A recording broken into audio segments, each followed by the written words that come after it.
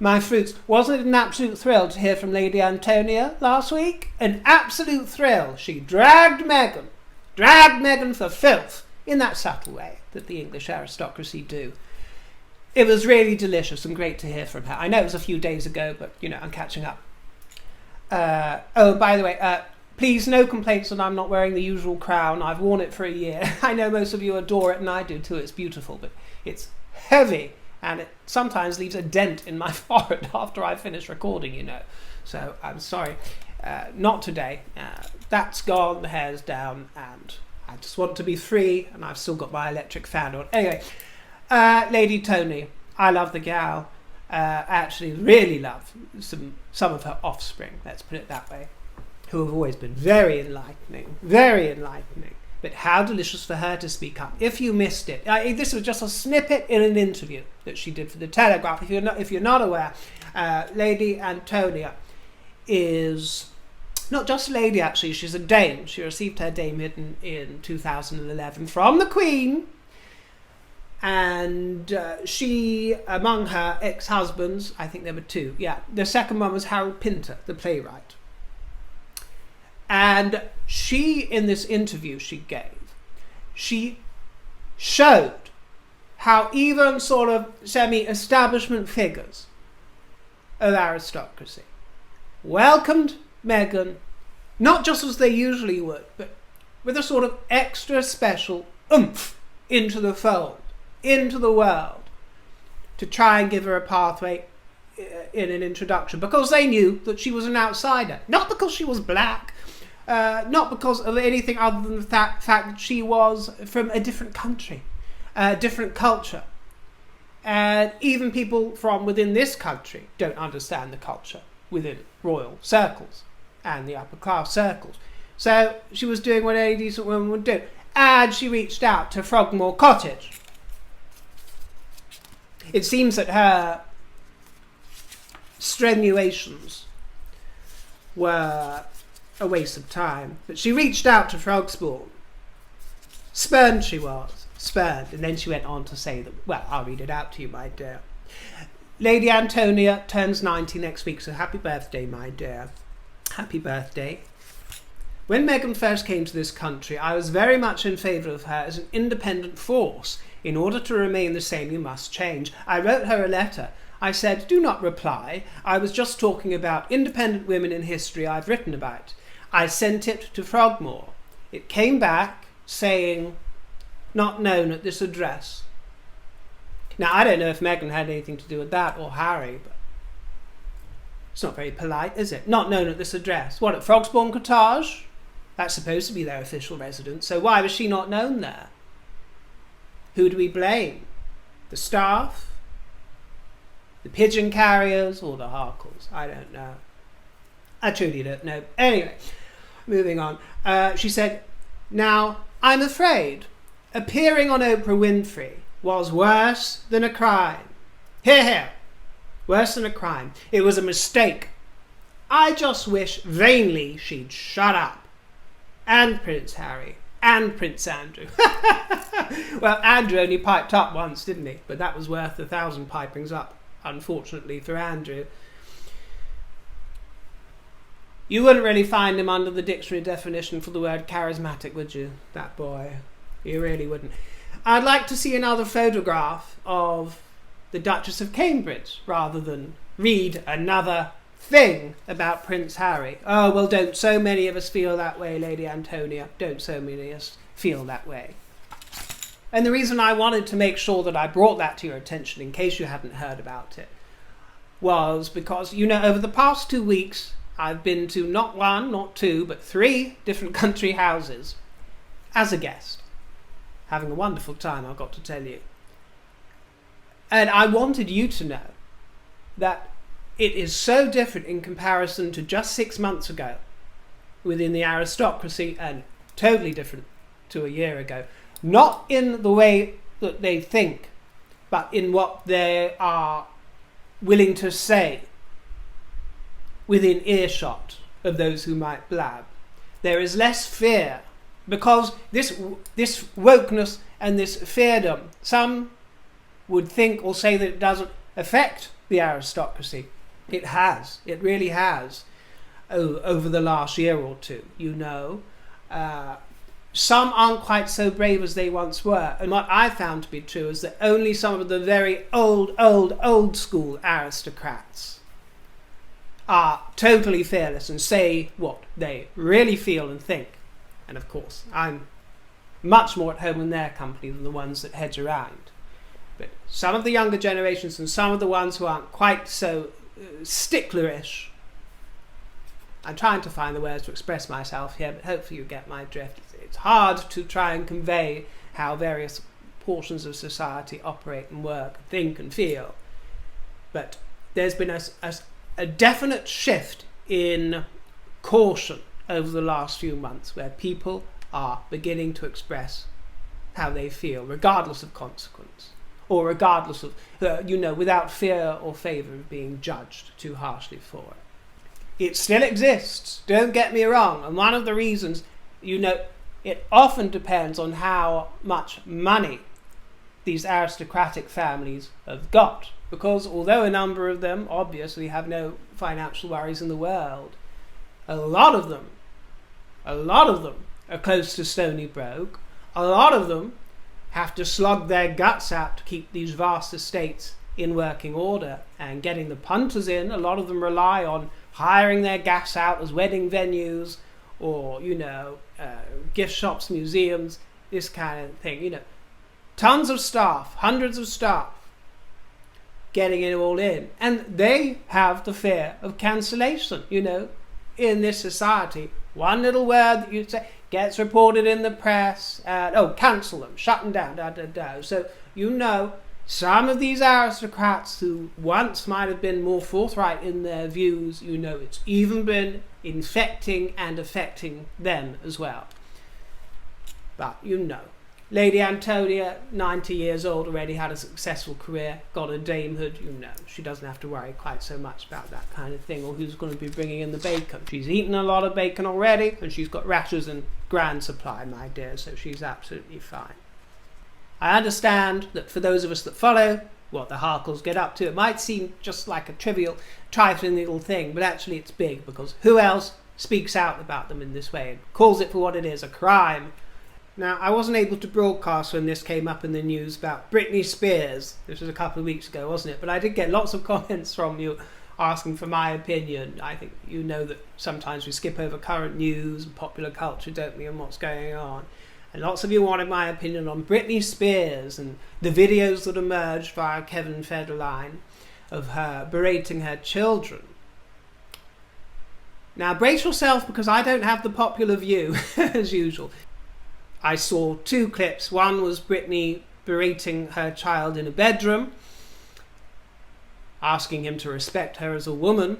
And the second was Britney in a car telling her child that he was a strange adolescent and she was fearful of him because he was a peculiar adolescent and his feet were big. And she was swearing and cussing at him. Now, before we go on, leave the comments.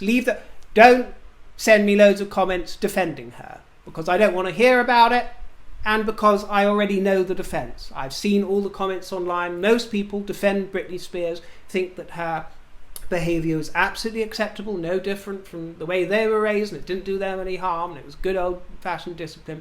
So I already know those opinions. And secondly, anyone will be blocked who says, well, you're not a mother of two, so you don't know, you can't possibly understand what it's like. You don't know. You are the one, my dear, that knows nothing about my life, knows nothing about my relationship to children, knows nothing about my status as a parent, and don't assume things that you don't know. All right? I'm just, hypothetically speaking to whoever might criticise me from my point of view. So, moving on. I thought it was absolutely disgraceful behaviour. Absolutely disgraceful behaviour, and I can only feel pity and sympathy for those who think that it's natural and normal. And what I saw, in my personal opinion, was abusive. How dare she speak to her children in that way? And I'm someone that advocates firm discipline. Never physical, but I am an advocate of firm, fair, loving discipline. And that wasn't what I saw. What I saw was a mess, and what I saw was a woman losing control. and a complete and utter abdication of maturity. We're not talking about some young 17, 18-year-old inexperienced mother here, are we, either? She wasn't a spring chicken anymore by the time this video footage was taken, so she didn't even have that as an excuse. What she does have an excuse, possibly, are mental unrests, and for those I have compassion and sympathy to a limit, because this involves the feelings of young children. And I want to say I'm not giving an opinion one way or the other on whether or not the footage should have been released in the first place. That's a different moral inquiry. That is a completely different matter that I'm not getting into. I'm just holding forth on whether or not I think her behaviour was acceptable. And no, it's not. No, it's not. And if it was my mother prancing around on Instagram in her scanties, or not even in her scanties, shaking it for all the world to see, I would be confused if she then harangued me in my bedroom at night. You will respect this woman. You will respect me. I'm a woman. What, with your vajazzle on display, Mama? Why should they respect that? I'm sorry. And as I say, if she has mental difficulties, then there is some room for justification of some of it, but I still don't see why the kids should suffer because of it. How dare she, while they're going through that awkward adolescent stage of being lanky and gangly with big feet, as she put it, how dare she shame them even further by telling them how I'm afraid of you, you're weird with your big feet, and F this and F that. It repulsed me. It absolutely repulsed me, and that's the way that I feel about it, and you're not going to change my mind, so don't try and lecture me on it. I understand, I truly understand, how they can drive you balmy, up the wall, tearing your hair out. I truly understand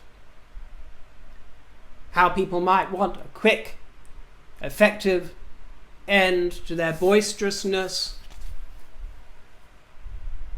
but I also understand that when one is an adult, one has to behave like an adult and show the child what being an adult is about. Otherwise, the child will only learn more about being childish and resolving matters in a childish fashion. And for those who might defend Britney's behaviour, I just want to ask you to be honest with yourself. If footage emerged in a few years' time taken by young Archie Mountbatten Windsor and young Lilibet of the Duchess of Sussex ranting and raving, I'm a woman, you respect me, Archie with your great big club foot, you awkward teen. Are you telling me that you wouldn't come down on her like a ton of bricks and say, well, look at what she presents to the rest of the world, and then behind the scenes this is what we see? Would you be quite so defending of her? I very much doubt it. And I very much doubt actually that Meghan would descend to that sort of level. I don't believe that she's like that behind the scenes either. And even if you do feel that you need to express yourself and give your kids a really good old telling off, you still don't have to do it with cuss words and swear words and with humiliation. You still don't have to do that. I'm sorry you don't. You know, I'll admit my siblings and I weren't quite so much trouble as other problem teenagers I've seen out there, but we certainly had our moments. We certainly made our parents' blood boil. But they didn't raise their hand to us. They didn't swear and cuss at us. It was years before I even heard my mother say a swear word, and that came out by accident when she dropped a bowl of sugar. Not until I overheard my father on the phone talking to a business colleague, and he came out with an expletive, and I went in and admonished him and told him off. I heard you, Father. He said, oh, sorry, I'm ever so sorry, Mother dear. And, you know, things change towards adulthood, of course, and you can be a little more ribald and right in each other's company. But as kids, that wasn't the way in our family. Now, I do know a lot of families where swearing was totally acceptable and it was fine, but it was a sort of gentle, in a humorous way. It wasn't you know, berated each other when you were having an argument. And certainly not when they were young, either prepubescent children or, you know, mid kind of adolescent age, well, just adolescence itself coming through. No, it'll never be accepted. And my point is that I turned out all right, believe it or not. I turned out all right, and I happen to know a lot of people that came through without this kind of, cussing and swearing and humiliation, came out totally fine. It doesn't mean that it was always an easy ride, but it just means that the parents didn't take the easy option of discipline, because it is not the only way, despite what anybody tells you. No, sometimes, remember, there are just ones that need it, and a clout is the only thing that will do. Not saying that Britney clouts them, of course, I don't know. Or harsh words, humiliation and swearing is all it will do. No, it is never right. And I don't care how experienced you are. I don't care if you had 50 years as a midwife experience and you ran a kindergarten crash, as my own mother did for a long time. So I've been around a lot of children in my time, because rather like Princess Diana, she took on a role at a local playgroup, managing it actually for some time. She loves to be around children, and so she's highly experienced with kids too. But adults need to temper themselves if they want to raise other mature adults. I'm sorry, you can't teach a child to be an adult by descending to the level of a child. What's happened to archetypes? Have you seen archetypes? Where is archetypes? The last we heard, I believe, was March 24th, when we got Meghan's trailer, that dulcet tone trailer, Archetypes, coming soon to a theatre near you. April, May, June, July, August. Is that right? Was it really March? March, yes. April, May, June, July. 5 months. They said it was coming soon. People thought it would be over the summer. Still tumbleweed, I'm afraid, from this excursion via Spotify. Archetypes hasn't rolled up, has it? As you may know, and I'm sure you do by now, Harry and Meghan will be visiting the kingdom over the next week or two. Well, early September, isn't it? They are really hedging their bets. Their popularity here has plummeted. Whispers are that the publicity drive, although it will involve the United Kingdom, of course, will be very much targeted across the Atlantic in America. And even those who don't like Prince Harry will be buying the book, and I include myself. I get a lot of comments saying I won't be buying his book, but I will, my dears. And I got to be honest with you, I'm looking forward to his book, which I'm sure will be full of rather frustrating Harry's truths. I do understand that. I'm looking forward to it more than I looked forward to the Bower book, like a million times more excited about it, to be honest, because this will provide, whatever it is, whatever we believe and what we don't believe, at least it will be some new, fresh information. So I'll be queuing up for it on the first ever release, my dears, and reporting back to you, of course. But they need to hedge their bets. They need to stay in the public eye over here in Europe, don't they, my dears? Good old Blighty, so they'll be in Manchester, and of course meeting up with young leaders from 190 countries, because it says that Meghan is a counsellor for one of these events, or perhaps this One World Summit, these young leaders. A counsellor. Why? Why is she a counsellor for this group of young leaders? I'm sorry, I'm not being facetious, but can you tell me what she's led? What has she led? Other than a route to chaos and anarchy. What has she led? Other than Harry?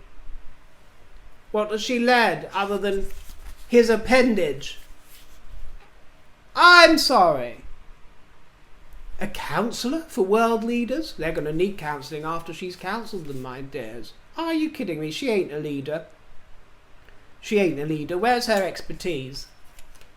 I see they're off to Germany as well to hustle the buns. Poor old Germany. Well, fair enough, that's for the Invictus 1 Year to Go event. Again, Harry's baby. It's always Harry's work, isn't it, that really gets the attention. She just tags along. Is that leading? What is she really doing? Oh, of course, she's working on archetypes behind the scenes. Oh, we can't wait for that, can we, my loves? Can't wait for that, nor can Spotify. Then after Germany, they're back in the kingdom on the 8th. Well, at least we can discuss her wardrobe, can't we, my dear? At least they'll pop up a few times and we can have a few little delicious chit-chats about that. So, fair enough. And of course, it's all more juice, isn't it? For the Netflix extravaganza to come, it's all more fabulous footage. So no doubt she'll be bringing along a full glam squad and shipping in the hair and the makeup artiste and the couture, my dear, the haute couture, Dior, the old rags, whatever they throw together, my dear. It still stinks. It still never looks good. She still always looks a state, and he always looks like a dandelion. I'm sorry, that blousey girl, as much as she tries to scrub up, will always just resemble a scrubber.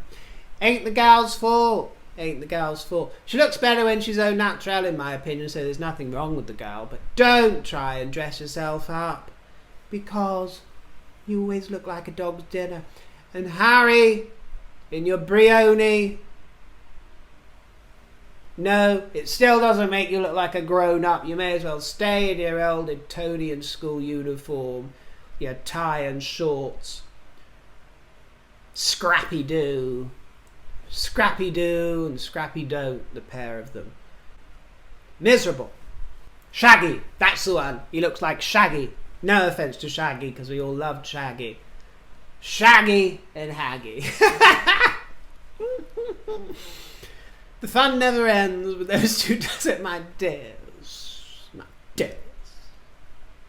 The former private secretary to Prince William and Prince Harry, Jamie Lowther Pinkerton, has spoken out regarding Prince William. Really lovely words about Prince William. Of course, he has an intimate relationship with him as that former sort of special assistant, but also as Prince George's godfather. So he knows the boy very well, has worked with him closely, and he spoke out on a programme called The Real Windsor's A Very Modern Prince. You might have seen it. Lovely words, he said. He said that Prince William is very analytical and asks all the questions and makes sure that he's clear what you're asking him to do. His sort of moral compass is set absolutely rigidly due north. He has the clearest understanding of almost anybody I know of what's right and what's wrong. And he won't waver from it, even if it means he's going to take a hit. And I found that very interesting, especially in the light of all Meghan and Harry's complaints that William and Catherine never spoke up, never defended her, Kensington Palace. If they didn't, then there was a reason for it. That is my belief and my intimation.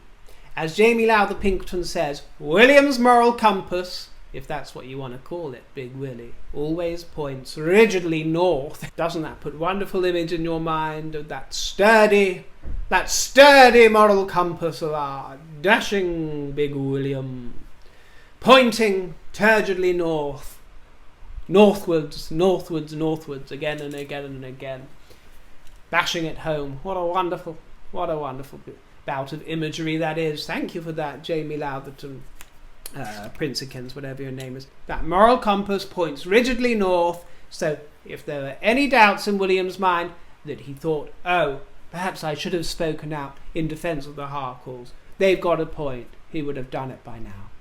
Do you understand that? Do you understand? There's a reason he didn't. And anybody that knows him well understands that and understands that he will always choose the path of the right thing, even if it means taking a hit. Even if it means taking a hit. He said, there are many examples of when I worked for William where it would have been very easy to take one route, but it wouldn't have been the honourable or right thing to do. So he took the more difficult route. Do you understand that?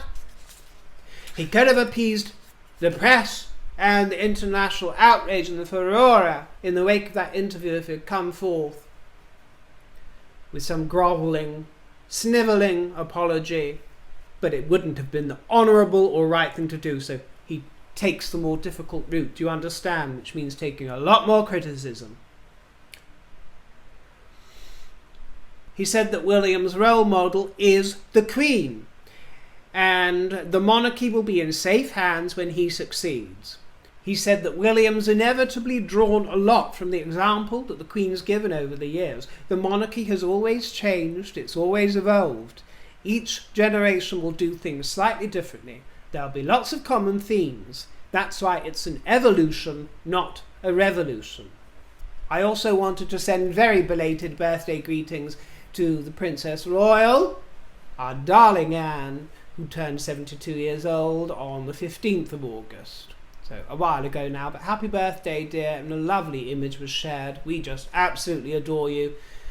And some of us are quite wistful about the fact that you would have made such a very good queen.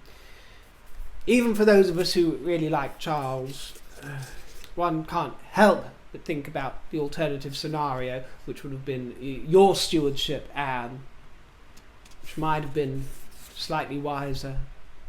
Okay, my fruits, let's enjoy a quick excursion to Tip Jar Corner.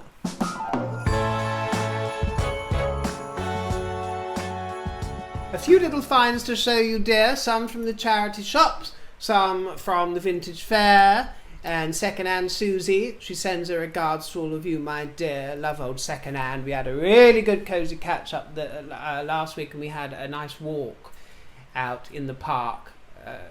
A little premature because I like to go walking in the autumn, of course, but we got impatient, had a little stroll, talked about all things sparkly, love old second-hand, and look at this. Isn't this an absolute splendiferous brooch? Really chunky, gorgeous size. Oh, it pairs very well with my ring there, doesn't it? Little droplet, little clitty on the end, and wonderful size. I don't like wearing brooches with this jacket because it's McQueen, dear, and I don't want to ventilate it with lots of holes. But you know, I often dress up for you, don't I, my loves? And this just has all the colours, It's a fascination, it's a riot. Emeralds, rubies, pinks, amethysts, topaz, everything there. Gorgeous pear-shaped drops. Glitters it does. And this is lovely. This is so jolly, this brooch. You're going to love this one. I shouldn't really show you in advance, should I? I should wear them first, but I can never keep up with what I've shown and what I haven't. Lovely stilettos with little ruby hearts. Isn't it absolutely whimsical? I just love the whimsy in jewellery. There are some websites I go online and pore over some of the more luxurious ones. These are all, charity shopping from second-hand. But, when you go looking online at some of the, the Cartiers and the Aspreys and some of the cheaper chips ones, but, the whimsy of some of them where they take a theme and an inspiration and they make the most darling little objects of amusement, a little amuse-bouche. But I thought they were just darling. Who doesn't love high heels? A couple of very bland affairs here. I mean, this one's going to be too small to wear for you on the broadcast, but I got it for my own pleasure. It was only £1, my dear, £1 from the vintage fair. And, it doesn't show very well at all, but it's got just very sparkly strand. It was a bit smaller than I thought it was going to be, but it makes quite a nice choker. If I'm just wearing something very simple, then I just want a little bit of sparkle around the throat. That will do. And something more chunkier here. I'm going off gold at the moment. Oof. I was never really on it, but because the main crown that I wear is gold, I'd sometimes wear it for you, but I'm back onto silver at the moment. But anyway, this is a sort of almost a rose gold, but not quite. Just a nice chunky chain. Might go with something here and there, and that was only £1 as well, so, chuck it in, why not? And I think that was a charity shop one, so it all goes to a good cause. And the vase up here, too, with the roses, you see, the lovely roses. That vase as well was a lovely find from a charity shop. I've been looking out for some smaller vases because it's hard to decorate this sideboard with little posies and flowers when I've got these huge vases everywhere. So, I like to have a mixture, mix things up a little bit. Pleased to find this globe because it has a rather antique sort of feel about it, and it was only £2.50. And I think, a nice globe always adds a touch of atmosphere, doesn't it, and character. Family member of mine has got one of those huge ones that you open up, and it's a drinks cabinet, which I would find a little bit cumbersome to have around, I'm afraid, but it looks wonderful next to their leather sofas and as part of their library. But yes, I always find it fascinating looking at globes and atlases as well. In one of the rooms here, the walls are absolutely completely covered with maps and maps of various parts of the world. It's always rather humbling to notice how much of the world is water mass, isn't it? I know it's a fairly obvious thing, but when you see the size of the Pacific Ocean, for example, you kind of think, oh dear, well, if us humans muck everything up, well, we already have mucked everything up. Hopefully one day the tide will just come in and wash us all away, start all over again, perhaps from scratch, or just not do with humanity anymore, because we don't really seem to be getting it, do we? We just don't really seem to be getting it, but moving on.